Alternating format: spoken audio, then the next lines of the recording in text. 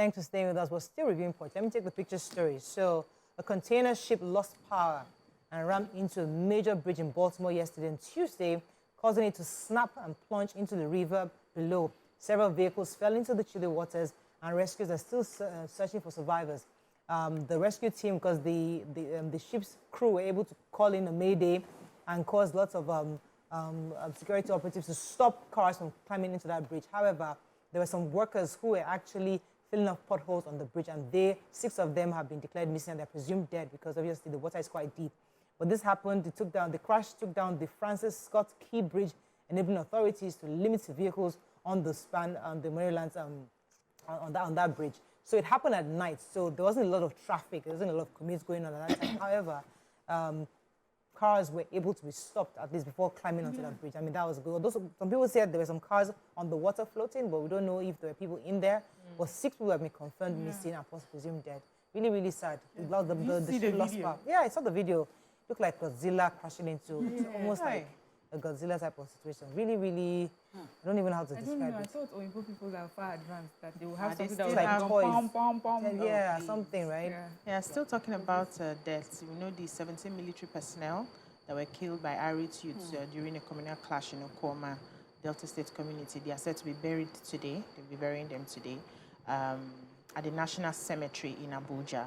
And this statement was posted on Nigerian Army X's handle yesterday. And they are saying that the burial will be held by 3 p.m. President Bola Ahmed Tinubu is also supposed to be one of the special guests for this burial. So really sad. May their souls rest in peace. Really sad indeed. Okay, moving on quickly now to Daily Sun. 2023 elections, PDP to sanction members who worked against victory. Governor Mbaz signs bill to establish teaching hospital in Enugu North. Banditry, Zamfara under siege. Governor Lawal cries out. Oil theft delays full takeoff of Dangote refinery. Ineligible forex backlogs stand at $2.4 billion, says CBN. Nigeria-UK strengthen collaboration on migration and anti-corruption. And court sentences Chinese to death by hanging for killing Nigerian girlfriend. Okay, which story? Okay, let me take the British story. So, according to the Senior Communications Officer of the British High Commission, Atinuke Akonde Alegbe, said that at the just concluded annual Migration, Justice and Home Affairs Dialogue, the British government have concluded to partner the Nigerian government to prevent vulnerable young people from being engaged in criminality, interception, disruption, organized crime groups, trafficking people, and illicit commodities.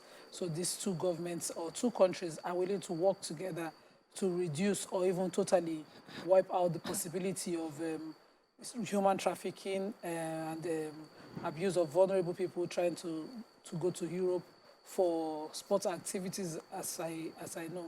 And she added that both countries also recognize the need to improve engagement and information sharing between their respective governments and high commissions. We know with the case of Mekwere Madu in view, we know that the British government are very strict on things like this, and I'm hoping that they can really, really help. So I have the experience of young footballers who try to go to Europe to play football, but they end up in Libya and their families are extorted, and some lose their organs, and never really make it back home whole. So I hope that this kind of synergy would be done between countries to reduce it to the barest minimum or even wipe it out. Okay. Yeah, I have the Dangote refinery story. So the report says there are strong indications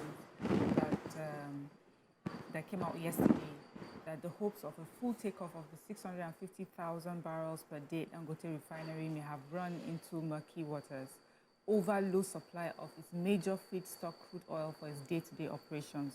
So in simple English, it's not getting enough supply of crude oil to run.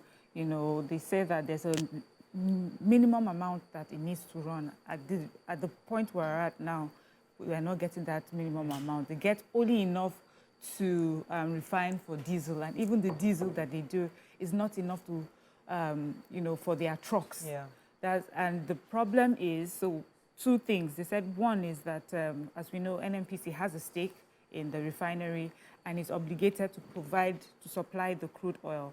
but it seems that they're unable to do so. And one of the reasons they're unable to do so is that they had secured a $3 billion loan, and in repayment, they had an agreement where they had pledged over 164 million barrels of crude oil to repay the loan through Project Gazelle. So, of course, that's reduced the amount that we can use here at the refinery.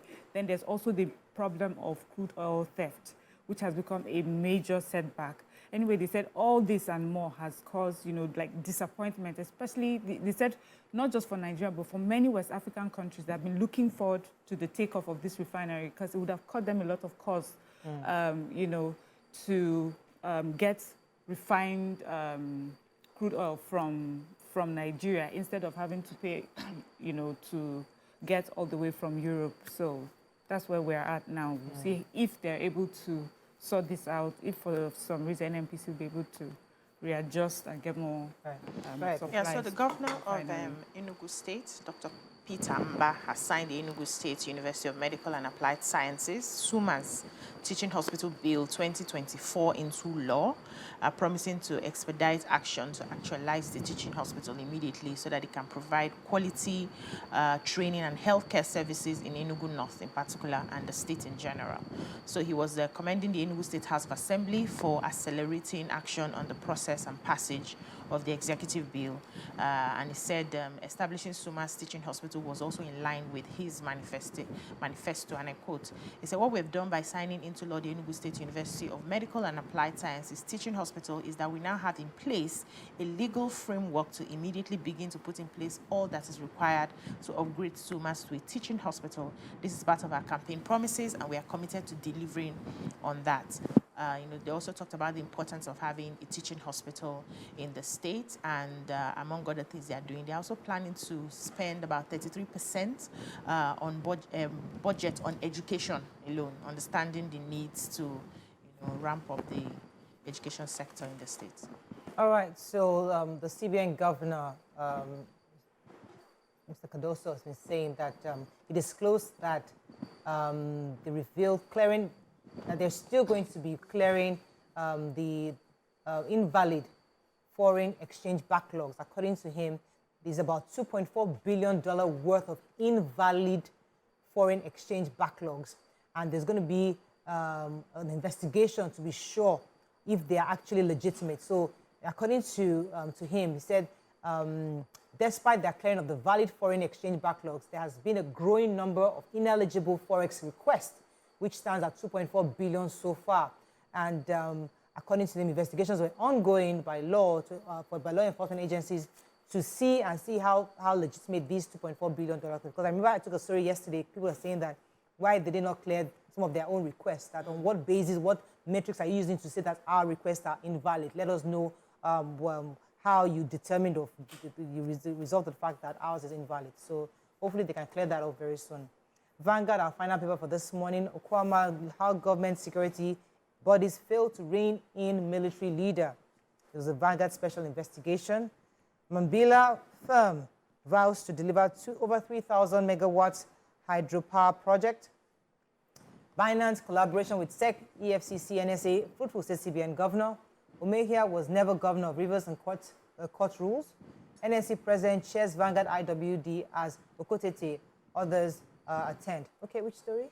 I have the Mambila story. So in a statement released by the Sunrise Power Transmission Company, company's chairman, Mr. Leno Adesoya, he says he's committed to the project and that this is his lifelong dream and that he's been at it for over 2 decades and the last thing is to give up now. He was addressing that, no amount of blackmail or harassment will deter him from seeing this noble dream come through. He says the Mambila Power Project is, built to capacity. It can generate 3,050 megawatts of hydroelectric power project, and that's why he went into that project. Even though he did not plan to be in court, he's in court right now. He says this renewable source of power has become more popular globally, and it's something Nigeria needs more. And that, it's decentralization of our national grid is also a prerequisite that to our national security. He says all the complimentary reports about him in the media, but it's not something we should worry about, that he believes that with time, fact will prevail over fiction, and truism over fallacy. He said, till date, no penny has been paid by the federal government to his company, but they're in court and is hopeful that he would win. Okay, this was a special Vanguard investigation that says that if government and security agencies had taken concerted actions on the several petitions against an alleged military leader and crude oil thief who banished a monarch from the kingdom in Bayelsa State years ago, there's a possibility that they could have averted the March 14th killing of 17 military personnel at the Okwama in Delta State. And this was based on the special investigation by Vanguard. It's a really interesting article saying that there were actually concerted efforts by the community to get agencies and security authorities to weigh in on a specific military leader. That was never done, and he was probably the one that led to the killing of these 17 gallant soldiers. All right, that's all we can take on Front Page Review. When we come back, continue the show. Stay with us. We'll be right back.